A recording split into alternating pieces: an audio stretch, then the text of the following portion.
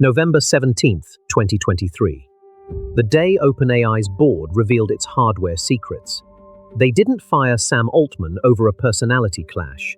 They fired him because he was building a chip company inside their software lab. That board meeting was the first public crack in a wall that had kept AI's hardware dependency hidden. Back then, OpenAI was just a chatbot company. Today, it's designing custom silicon. Anthropic is doing the same. Google has been for years. The most recent AI boom began in the 2020s, and it ran on Nvidia's chips. Every breakthrough, every large language model, every image generator depended on one supplier. That dependence became a bottleneck, a power limit, a single point of failure. So the software labs started building their own factories. If you think AI is just about software, you're missing the hardware war that's already decided who gets to build the future. What happens when the companies training the future of AI also control the physical chips that power it? This is the story of how software labs turned into vertical hardware monopolies, and why the next AI breakthrough might come from a chip fab, not a code base. The board 23. The day OpenAI's board revealed its hardware secrets, 4 directors voted to fire Sam Altman. The official reason, they had lost confidence in his ability to lead. But the real story was buried deeper in a war over silicon. Altman had been pushing for something radical. He wanted OpenAI to stop renting chips from Nvidia and start building its own. He had already met with G42, the Emirati AI giant, to secure access to their custom hardware. The board saw this as a betrayal, not of safety, but of control. If OpenAI became a chip company, it would no longer be just a software lab. It would own the entire stack, from transistor to transformer. That meant independence from Nvidia, but also from the board itself. Picture this. A non-profit suddenly pivoting to build factories that cost billions. The board panicked. They reinstated Altman 5 days later, but the damage was done. The secret was out. The future of AI isn't written in code, it's etched in silicon. Pause. If OpenAI's board was really fighting over chips, what does that say about who's really in control of AI? The answer leads to a man who bought a social network for a very different reason. But the real battle wasn't about leadership, it was about hardware no one was talking about. A warehouse the size of several football fields, filled with row after row of humming machines. But these aren't servers for websites or streaming. They are AI data centers, specialized facilities designed for one purpose: turning electricity into intelligence. Inside, thousands of GPUs work in parallel, each one a tiny furnace. The heat they generate is immense. Therefore, cooling systems pump liquid through miles of pipes, carrying away enough thermal energy to warm a small town. Nvidia's chips became the gold standard, but production lags. So companies like OpenAI, Anthropic, and Google are designing their own custom silicon. They are racing to escape dependency, and one player, G42 in Abu Dhabi, is building at a scale that rivals them all. The bottleneck isn't code, it's the chips that run it, and the companies building their own are rewriting the rules. Abu Dhabi's skyline hides a different kind of construction, not towers data centers. G42, founded in 2018, is building AI infrastructure at a scale that rivals the giants. The Emirati company doesn't just run models, it controls the hardware beneath them. Why? Because owning the chip means owning the future of intelligence, and nations without their own silicon are renting their AI from someone else. But here's the contradiction. G42 partners with American firms, yet its ambitions are sovereign. It's a bet that hardware independence is the only real leverage in the AI race, and that bet just got louder. Remember the X acquisition? Here's what Elon Musk was really buying, and why it changes everything. March 2025, Musk's SpaceX AI swallows X, but the prize wasn't the social network. It was the data pipeline and the chip supply chain that comes with controlling both. A software company becomes a hardware company, becomes a platform.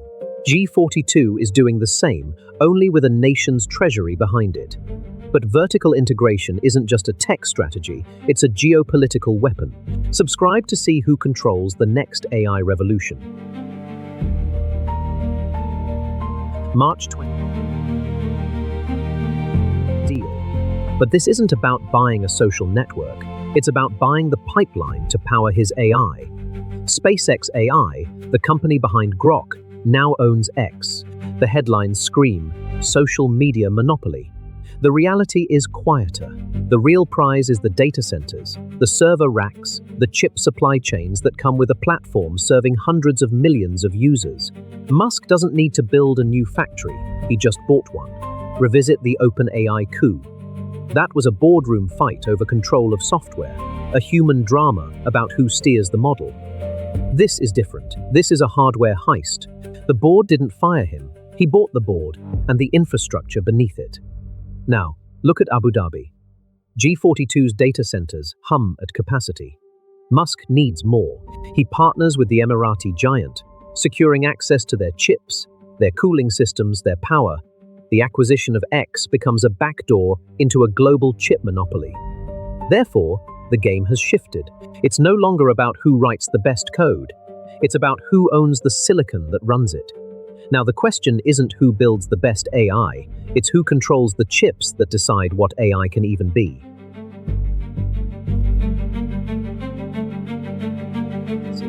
They could slash the cost of training a model, theoretically opening the door for smaller players. That's the dream. But here's the reality. The same companies designing those chips also own the models, the data, and the cloud infrastructure. They are building a walled garden, and they hold the only key. G42, the Emirati giant, is already constructing AI data centers optimized for its own silicon. SpaceX AI's acquisition of X wasn't just about social media. It was about controlling the data pipeline from chip to user. When one entity owns the hardware, the software, and the distribution, competition doesn't just shrink, it becomes impossible. The AI boom of the 2020s gave us generative wonders, but it also concentrated power in fewer hands than ever before.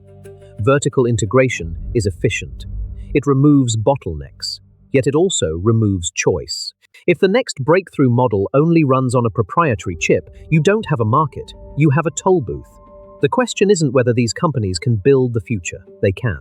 The question is whether that future will be a monopoly disguised as progress. The answer will define who gets to shape the next century of intelligence. The boardroom went silent. November 17, 2023, Sam Altman was out. Not because of a bad product, because OpenAI's board had glimpsed the future. A software company utterly dependent on a single hardware supplier. They couldn't control their own destiny, so they fired the CEO who wouldn't build chips. Fast forward to March 2025. Elon Musk buys X, not for social media, but for the compute. His AI ambitions needed a chip play. Two giants, same realization. Software alone is a leash. Now every major AI lab is designing custom silicon. They're escaping Nvidia's grip, yes. But they're also building something else, a vertical monopoly that owns both the mind and the machine. The demo is stunning. But here's what it didn't show you. When one company controls the training, the inference, and the physical substrate, who audits the black box? The original enigma remains unanswered. What happens when the companies training the future of AI also control the physical chips that power it? We don't know. The chips aren't even in production yet, but the lesson is already clear. We chase certainty by owning the means of production. Every time, from railroads to silicon, and every time we trade one dependency for another, just deeper, harder to see.